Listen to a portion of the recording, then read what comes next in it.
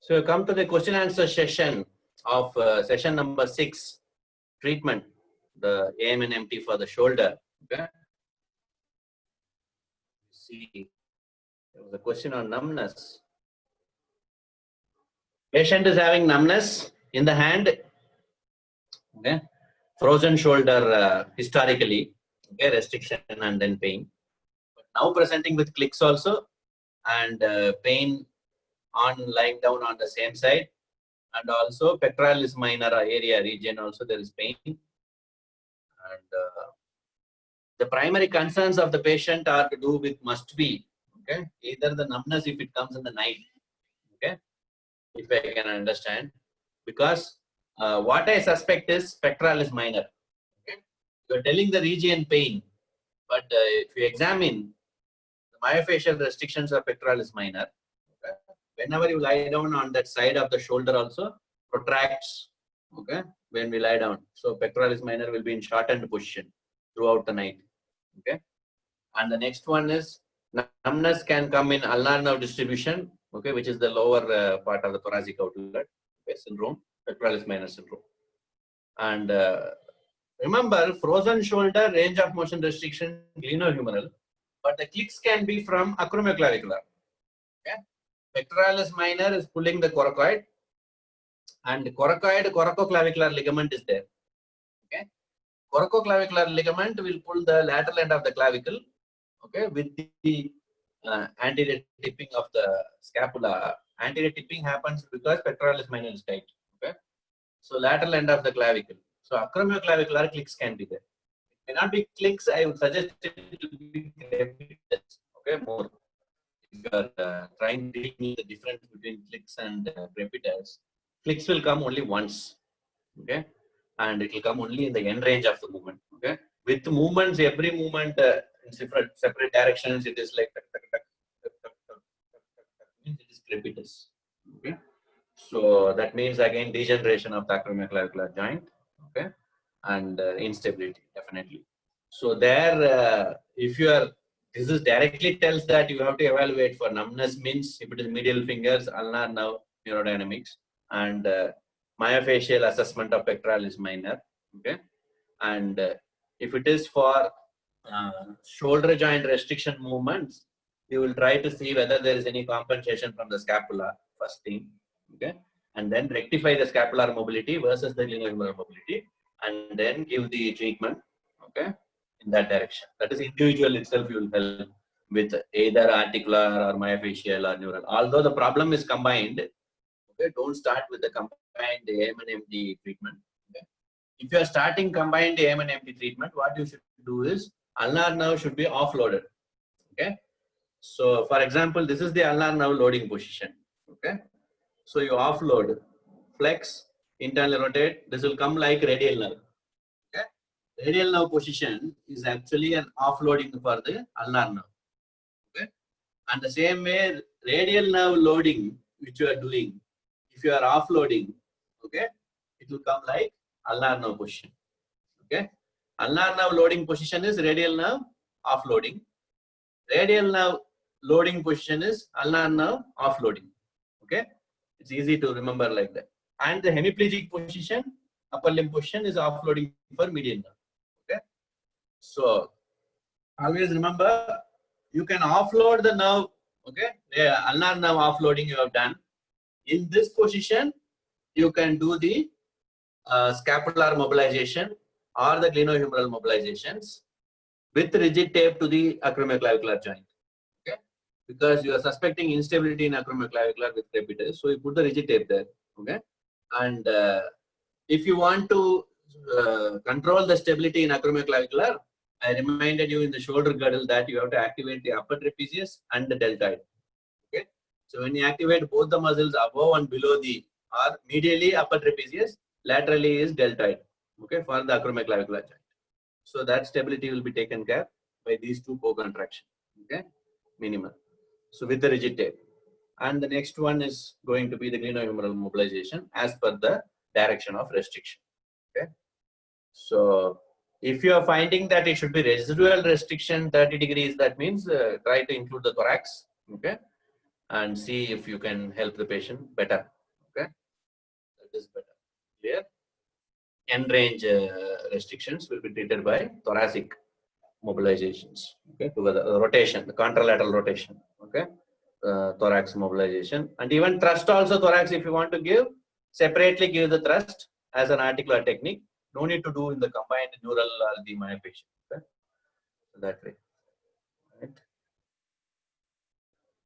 So the second case situation is patient is having a sharp pain in the shoulder and the upper arm. Okay, during lifting or pushing, push-ups, for example, or the bench press. All this.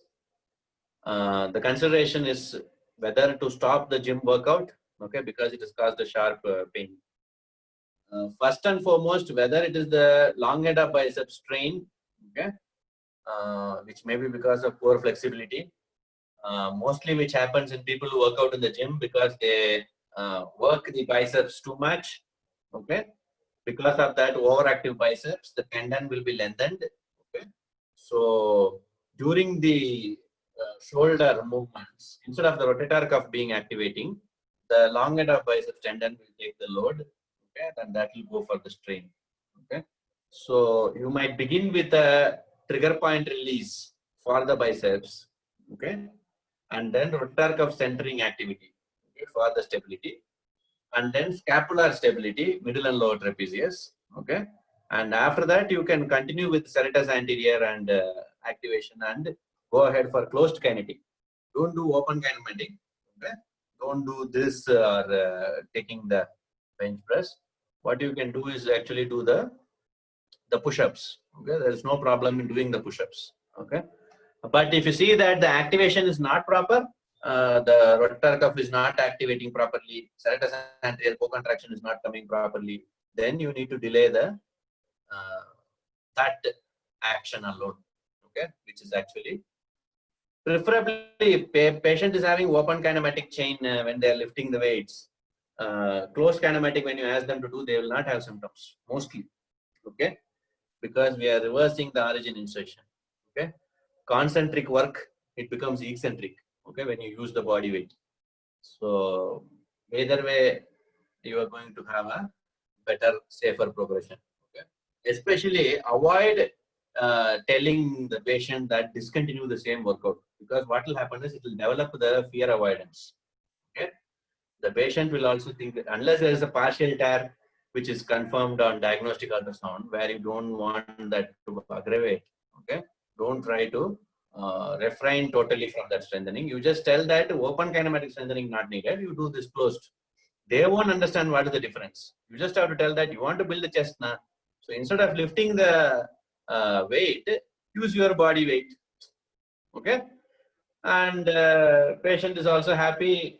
You know that we are actually tricking the patient, maybe. Okay, but tissue is also better to heal. Okay, and you can get a safer progression. Don't make the patient discontinue the gym workout, because they will become worse. Okay, because blood circulation, everything is adapted, be it anaerobic or aerobic metabolism. And if you put them sedentary, the recovery will be very, very refractory period, okay? Prolonged recovery. Okay? So you should be aware of this situation. Okay, and don't put a gym working out person that tell them that go for swimming. Okay? The system is not at all adapted to that aerobic. Okay, so what is actually suited for them, in that only you have to interpret.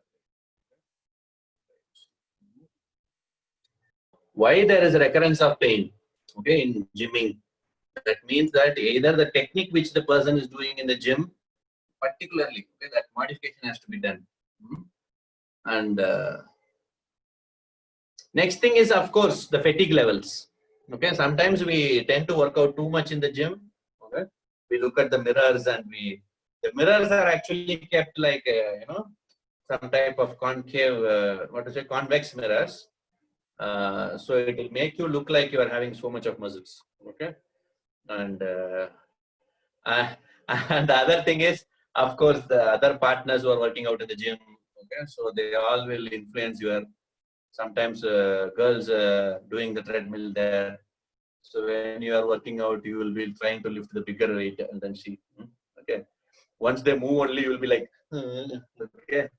So this central mechanisms will come. So many things happen. Okay. So it's a biopsychosocial interaction there. So that environment you can't analyze. So what you can best do is actually to modify the program. Okay. Incorporating reverse or inverse dynamics. Okay. Eccentric loading better than a concentric.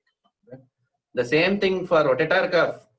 You can't try to do a reverse one because it's very tough.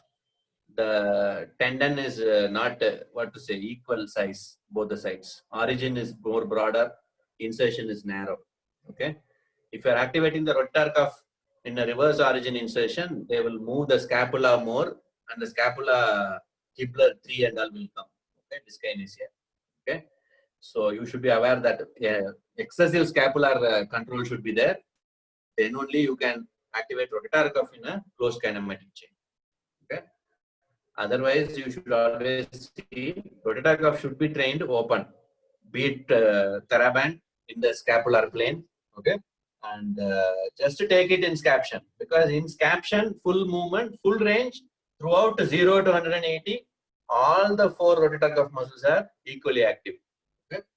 So that's the best position to strengthen the rotator cuff, all the 4 muscles. But if you have subscapularis overactivity, release that, then you do the rotator cuff. Okay? Or with the rotator cuff activation centering itself, you release the subscapularis. Okay, trigger point out. Okay. Yeah. So we'll end the session for today. The treatment session and the interactive question answer session for the shoulder, ArthroMyoNeuroManual therapy, AMNMT. So the next session number 7, okay, we'll see the elbow, the assessment. It will be a shorter session, and then subsequently we'll have the treatment and then go to wrist and hand assessment and also treatments. Okay, so basically try to see every region in terms of what are the articular dysfunctions, hypermobility. Okay, what are the myofascial dysfunctions, trigger points, tightness, spasm, contractures, okay, adhesions, and then neural, whether it is going to be physiological or mechanical.